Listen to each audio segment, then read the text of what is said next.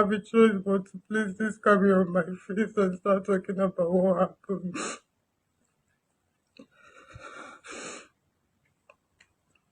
On 30th of January, a customer came named Ambrose Agobweze, came to my laundry firm to bring clothes for us to wash. He requested that the clothes should be ready on Thursday, being 1st of February, which we declined because it's not possible. After much argument, he signed and agreed for Friday, and he left on Thursday, being 1st of February. He sent his driver to come and pick the clothes, which we told him wasn't ready, and we didn't agree for for Thursday, rather Friday. But he insisted he wanted to take it, and we said, okay, if you want to take it, then you have to pay because we have already started the process of the clothes. And they refused. They said they would take the clothes without paying, that they can't pay for a service that was not rendered. Which we also declined giving because we have already started our process and we didn't decline. We didn't decline the. What am I even saying? And we didn't breach the agreement that was given. So the driver that came called his boss, and before we could say Jack, he was there. The unfortunate thing is that he didn't just call for his clothes. He came for something else because I don't see the reason why a man will come into an establishment with armed men. I don't get it. For something that we didn't do, we didn't breach any agreement that we had with you. He was coming and he came with armed men. I wouldn't call them force because they are claiming to be police and they were wearing uniform of police. There was no interrogation. There was nothing. They didn't ask any question. They just patched in. And I started recording because I knew what they were doing was wrong. The next thing I could say was someone hit me with the head of gun. Hit me first here. I started. Next thing he hit me second, and he hit me like it's like he gave me on my mouth and on my mouth. I started bleeding. I could not phantom it. So my workers saw what was happening. They started recording with their own phone too. They started beating mercilessly. These people beat mercilessly like we're criminal.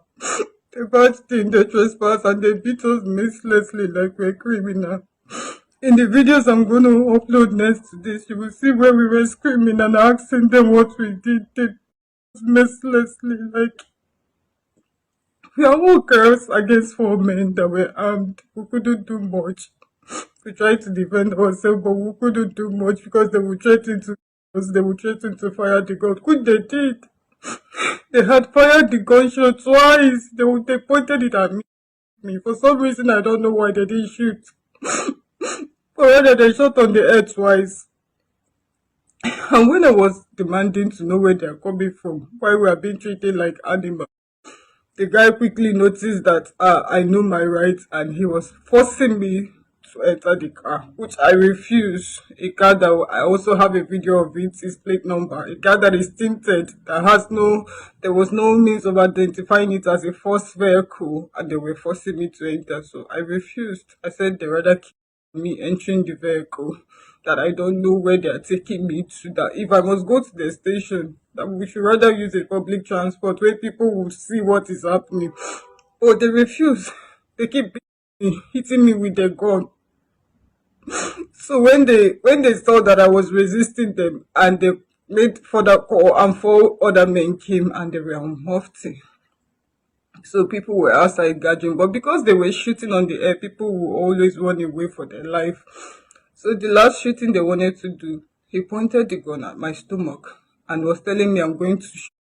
There's a video there's a video recording where he said he would shoot me, and a man, my neighbor, was telling him not to try it. He shouldn't try it. So when he said he shouldn't try it, I don't know what happened. He shot on the air again twice. And that is it. They pushed me into the gutter and zoomed off.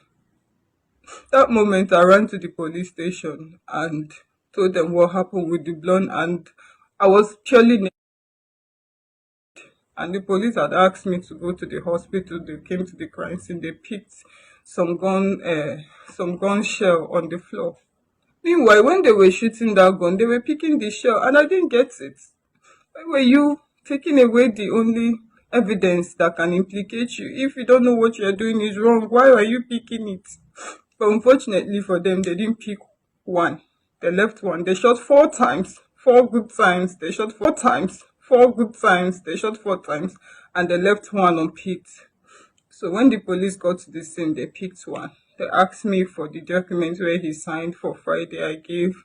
They asked for the videos. I gave. One of them, his cap fell off, and the cap was a civil defense cap. He was claiming to be a police, but what he was wearing was a civil defense clothes, who had no badge on him. And there's also a video that I'm going to attach that shows that there's no badge on his clothes, but he's wearing a civil defense clothes.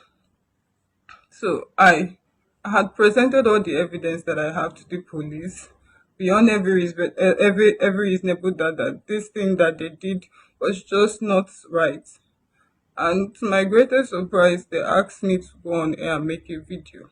I want to understand why they are not taking action. My eyes was almost blind. I can't see with these eyes. I cannot see with my left eyes. I already had a bad sight before they hit with the back of their gun. I cannot see with one of my eyes. This eyes has been like this for days. I can't see. And this, I cannot phantom the pain that I feel here. I don't understand why they are not taking action. Why nothing is being done. There's nothing has been done. Me and my workers has been feeling pain endlessly for something we didn't do. We didn't do anything wrong. We're just minding our business and doing the business that we use. I don't understand. I don't understand how people that was meant to save us are the ones that is always hurting us in this country. People cannot be saved. You cannot even go to the police anymore. You can't go to any force for help because you don't know who is who. I don't know the unknown men that came I don't know the people that came to my office claiming to be forced. They did not identify themselves. I don't understand anything. They just took my phone, took my money and disappeared. I cannot find them, and the only person that I know is the customer that brought them. Even that one too, I've handed all the information I have on him on the police, but nobody is doing anything. Instead, they asked me to come online. I didn't want to do this video. I didn't want my personal life outside, but I don't have a choice. I really do not have a choice because I want justice. I was treated unfair. I was just trying to earn a living in a decent way. I didn't see what I did wrong. I didn't see what I did to deserve this kind of treatment. I didn't see why the police will not help me get justice. I don't know. I'm calling on Nigerians to help me. To help me get justice. This is not fair. They've totally cut one of my eyes. This is not fair. This is not fair.